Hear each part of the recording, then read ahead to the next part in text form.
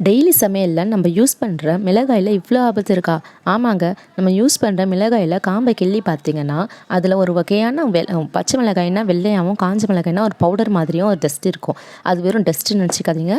அது ஒரு வகையான பூஞ்சை. அதாவது அஃப்லடாக்சின்ற இந்த ஃபங்கஸ் இருந்துச்சுன்னா அது பூச்சிக்கொல்லி மருந்தை விட பல மடங்கு ஆபத்துன்னு சொல்கிறாங்க. இது நம்ம தொடர்ந்து யூஸ் பண்ணும்போது டைஜஷன் ப்ராப்ளம் அதில் ஆரம்பித்து கல்லீரல் பிரச்சனை, இன்னும் பெரிய பெரிய நோய்கள் கூட வர வாய்ப்பு இருக்குதுன்னு சொல்கிறாங்க.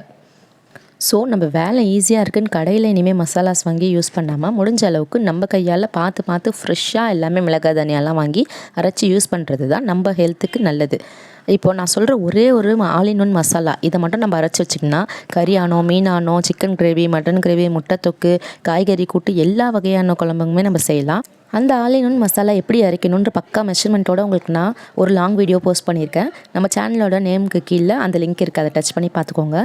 இந்த வீடியோ கொஞ்சமாவது உங்களுக்கு யூஸ்ஃபுல்லாக இருந்திருந்தால் லைக் அண்ட் சப்ஸ்கிரைப் பண்ணிக்கோங்க. தேங்க்யூ.